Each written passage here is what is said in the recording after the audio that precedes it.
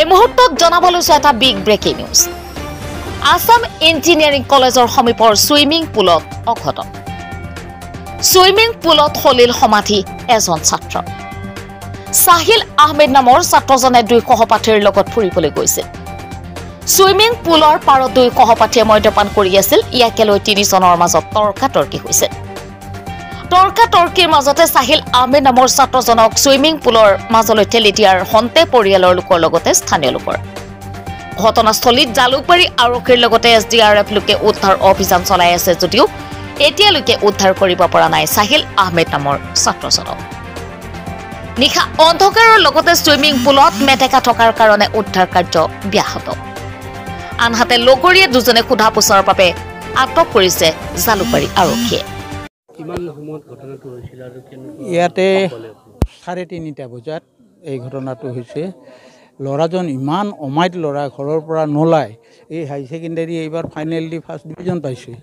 পোৱাৰ পিছত তাৰ লগৰ ল'ৰা দুজনমান ট্ৰাইবেল ল'ৰাই সেইটো চাইডত 3টা বজাত বোলে তাত গৈ পেলাই তাক কৈছে আমি অলপ দলঙৰ ওপৰত ৰেল লাইনৰ ওপৰত আমি বহিব যাওঁ।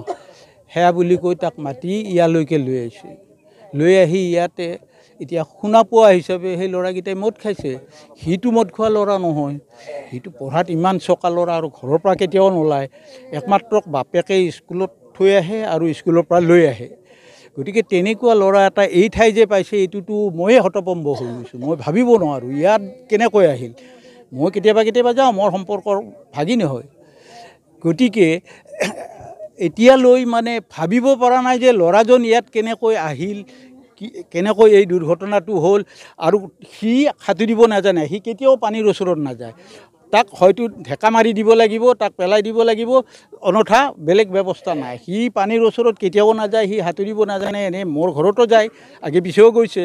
গৈ পেলাই পানীৰ ওচৰত আমাৰ ব্ৰহ্মপুত্ৰই চাব নাযায় ভয়ত যে পানীৰ ওচৰত নাযাওঁ। ইয়াত আহি যে ইয়াত পানীৰ কিনাৰে পালে এইটো লৈ মই ভাবিব পৰা নাই।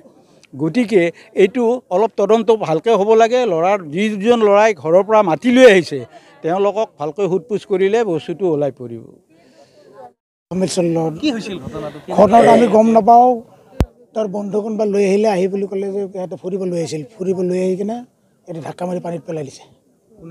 সেই লগৰ ল'ৰা দুটা মাৰি পেলাইছে দুজনে। ল'ৰা দুজন আমি চিনি নাপাওঁ। ল'ৰা দুজন ক'ৰ আৰক্ষী লৈ গৈছে। মোৰ ঘৰত তেতিয়ালৈ ইয়াতে হাইস্কুলৰ ওচৰত 12 পঢ়ি আছিলে। Scent Francis Sahil Ahmed